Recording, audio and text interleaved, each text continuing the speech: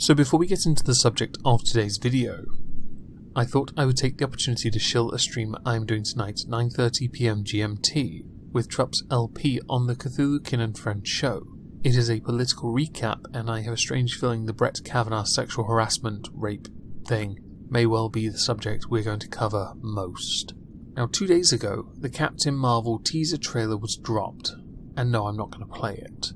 I'm not a huge fan of Captain Marvel, and I'm going to get a few things off my chest now. To me, Captain Marvel is OP. If memory serves, DC's Captain Marvel came before Captain Marvel for Marvel. So to me, I never understood why they had to create their own Captain Marvel, and why DC got rid of Captain Marvel and replaced it with Shazam. Not that any of that truly matters. My main gripe has always been how she has always been OP.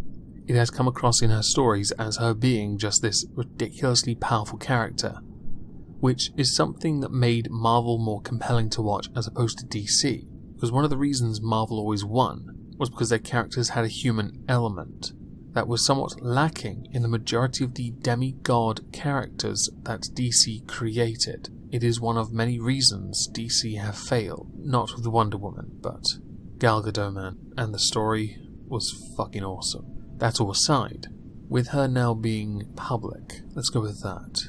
The teaser trailer anyway, is out there. And of course her involvement in the 4th Avengers movie and her standalone film, which will inevitably lead to her then leading the Avengers in Phase 4 and onwards. I'm washing my hands of the series at the end of the next Avengers movie. I am what you would consider to be tapped out when it comes to superhero movies.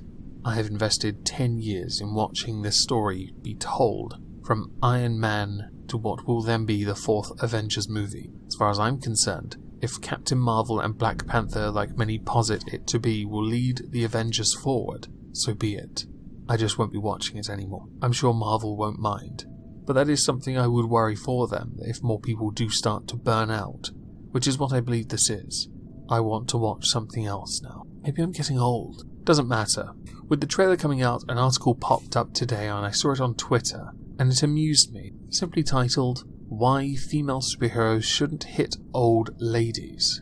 The new female Captain Marvel does just that in a film trailer. Superman would never be allowed to stoop so low. What's going on? Would now be a fantastic time to tell you you're wrong. In fact, Superman would, and has. Superman is known to have stooped that low. When Lois Lane was killed, I would recommend you go read Injustice, which shows Superman finally crossing that line, along with a few other well-known and established heroes, crossing the line to then take control by preventing crime from happening, by controlling the people, which leads to quite an interesting series of events, culminating in Superman being defeated. I thought I'd let you know this, because what you're trying to say now from the start is incorrect. And I know the scene you're referring to in the trailer, on the bus I think, or the tram, it's highly likely, and you even mention it, that this is probably some Kree or Skrull or whatever it is, in disguise.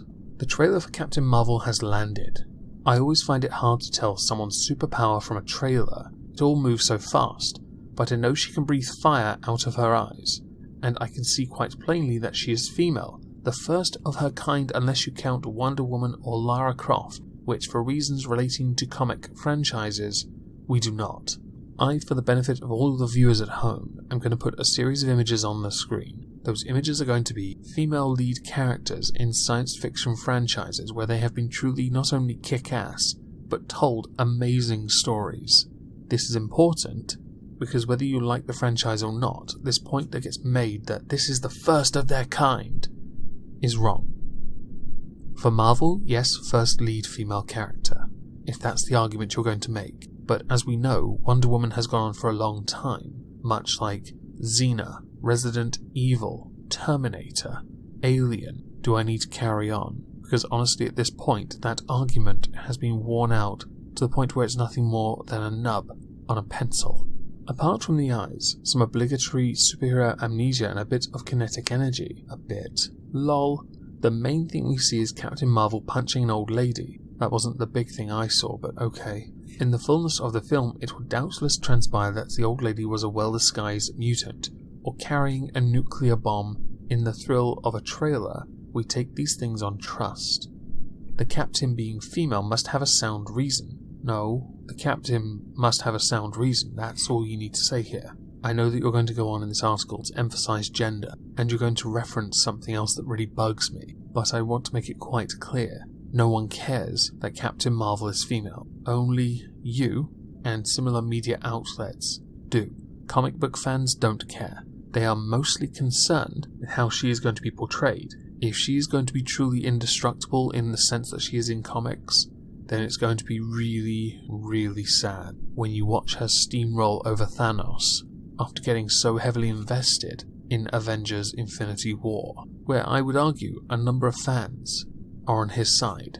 They understood his reasoning, they understand what he had to give to achieve a goal. You would never see Superman do such a thing. Even if the lady did have a nuclear bomb, it would be too visually uncomfortable. I doubt we'll see much of Superman anytime soon, to be fair. Give it time though. Maybe they'll get edgy enough when they do a second Man of Steel with Michael B. Jordan as Superman. It's partly the infinite license of the classic character, newly inhabited by a woman, and here we go to Doctor Who. It is astonishing that we got a good way through the 21st century before anyone would consider having a superhero or a time-travelling two-hearted doctor, or anyone vaguely competent in combat and killing who was a woman. Wrong, wrong, wrong, wrong. Wrong, wrong, wrong, wrong. Have we forgotten Natasha Romanoff? I mean, no, she didn't get her own standalone movie, but that's only because her character just wasn't worth it at the time. Last time companies tried to force-feed an all-female cast, it went down like a lump of lead. And Sony are still doing it, and they are losing money every bloody time. Please stop doing it. It's embarrassing. And the relief is such that Captain Marvel, or Jodie Whittaker, or any new inhabitant of a typically male role, Captain Marvel isn't a male role, can basically do what she likes, punches who they like, swear as much as they like. Jodie Whittaker's Doctor, or the Doctor in general, appeals to children. Doctor Who did appeal to adults, and it didn't really have any profanity in any way. So I need to make this clear. As a Doctor Who fan, or formerly, I kind of went off it after Series 8 to be fair.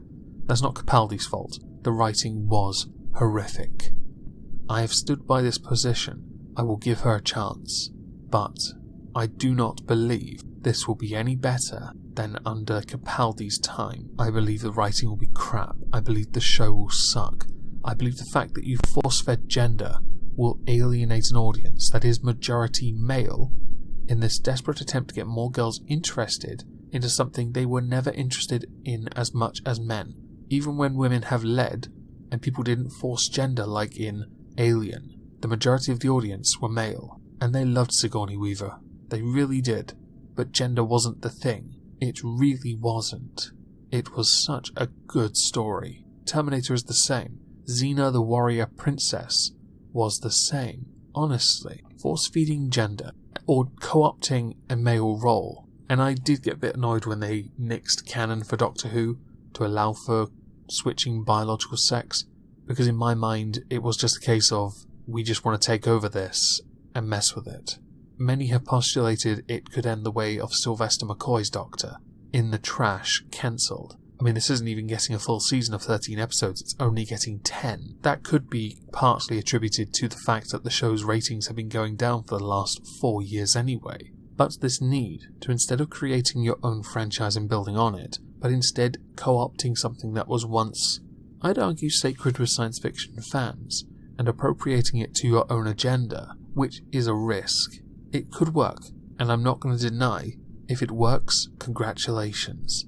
But if it fails because of the narrative you pushed, and it's likely you'll just double down on it anyway, and do what anyone else does when they don't like criticism.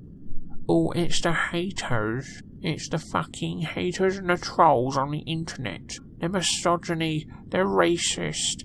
It's not that. It's because you suck. Captain Marvel will make millions, we know this. Marvel's machine is still going strong. It's not like Star Wars yet, but give it time. There will be inevitable burnout when they start making films the fans don't want. But Captain Marvel will undoubtedly make a lot of money regardless. Even with Brie Larson as Captain Marvel, she's a bit of a robot, just saying. But we'll see how well she does. It's only a teaser trailer for now, and that's not enough to go on to truly get a picture. It's a teaser, at best. and I stand by that similar notion with the Doctor, except, unlike Captain Marvel, Doctor Who is forcing it down your throat, which is quite irritating. You'd think for a show that has gone on for as long as it has, they would have hired people who were fans of the show like predecessors, including the Doctor, who wasn't a fan of the show to begin with. That, to me, was embarrassing. There are female actresses you could have gotten who are fans of the show, but instead you settled, and it could work. I've said it twice already, it could work, but you have 10 episodes to dazzle us, or the show gets cancelled because the ratings are going down. Make all the excuses you like, and use as many scapegoats as you want. Your ratings will be what's set in stone, your legacy as the Doctor, which will then just be, as earlier stated, scapegoated as misogyny, even though the majority audience of Doctor Who is male. Right, blame those misogynists who didn't want this in the first place.